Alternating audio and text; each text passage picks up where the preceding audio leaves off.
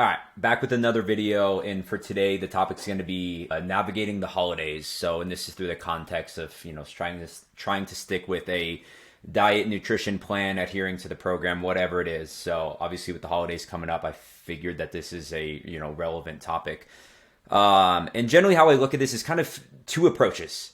So, I'm going to break down the first approach, and I'm going to label this one kind of damage control. And now there's been a trend that is kind of annoying me as of lately, and as of lately, I mean the last couple of years. And I understand with all the body positivity and things like that, I get it. But what I don't like is, just like I shouldn't be able to judge you not working out, don't judge me working out. And I think we've swung a little bit too far on one side of the spectrum where we're almost making people feel bad if they want to exercise or get activity on any type of holiday, birthday, things like that. At the end of the day, it's your fucking right. If you want to place a little bit of damage control, if you want to get a workout in, increase activity or lower calories for the meals leading up to a holiday meal or whatever outing, that's totally fucking fine. And don't allow anyone to tell you that shouldn't be what you're doing, okay? Now, I think the biggest thing is just trying to not have guilt come with either of these things. And I understand from some of those trainers' perspective of like, you shouldn't feel guilty and have to do it. But also, again, if you know that you're going to eat like an asshole and drink like an asshole, and if it makes you feel a little bit better saying, you know what, I'm going to go for a nice long walk or get a workout in before that dinner, I think that is totally, totally fine. So let's go into it. Strategy number one, again, damage control. So there's a couple different things that you can do for this one. So I'll call number one is like fasting or kind of backloading your calories. So this could be entire fasting, meaning let's say it's Thanksgiving dinner and you're going to save a majority or all your calories for that dinner. That is an approach you can do. Or again, eating very light throughout the day, morning, sticking with mainly protein and probably veggies, and then eating pretty much whatever you want.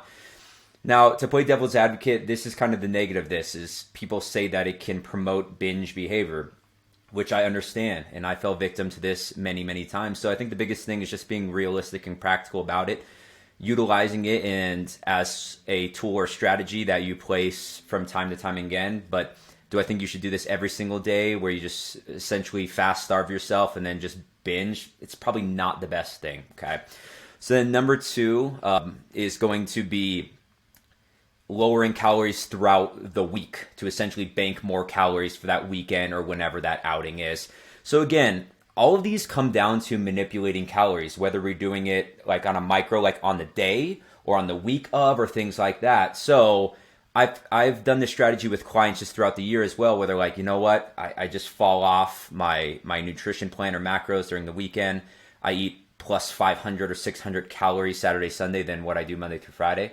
So I have done this with success where I say, let's dial then the calories down, maybe minus 200 each day throughout the week. If you do that for 5 days, that gives you an extra 1,000 calories to spend on Saturday and Sunday.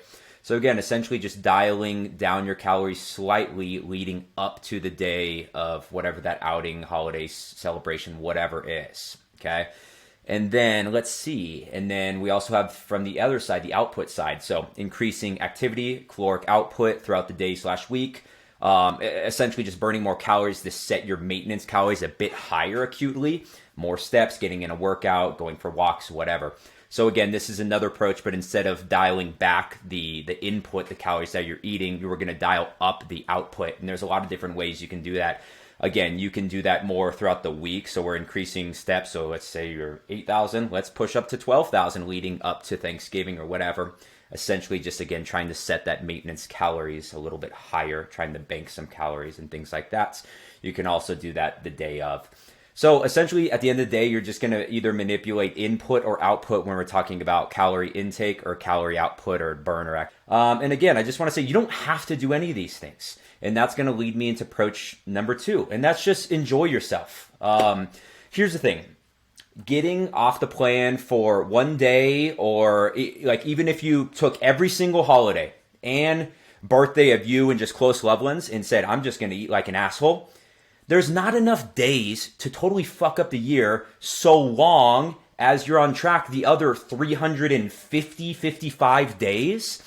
And that's what I see time and time again, that people want to, jump on this diet plan November, whatever, 18th, and then they're stressing about it. And it's like, well, dude, if we're on points, a majority of those other days, then fucking enjoy yourself. Enjoy time with family. This is important as well too. But again, I want to lead back to your approach is your approach. I don't want to force you or guilt you into doing either way. I don't want to guilt you into doing activity, and I don't want to guilt you into not doing activity. So do what you want to do. And if that means staying on track and binging or just having fun with family and friends on those holidays and not worrying about it, cool. Or if that means, you know what, you want to put in a little bit of damage control in place so you don't feel as guilty with it, which that means, getting a workout in that day or something, that's also okay. So at the end of the day, some of this does take some trial and error, and it does take some fucking around and finding out. So play around with these approaches, and at the end of the day, do what feels best for you, for your head, for your heart, what makes the guilt kind of go away. Again, if that's getting some activity in, do that. Or if it's just, you know what, I'm going to YOLO out with my friends and family because life is short, that's also okay too.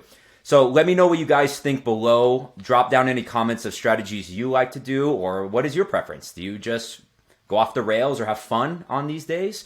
Or do you have some different guardrails and constraints in place so you don't overdo it? All right, thank you.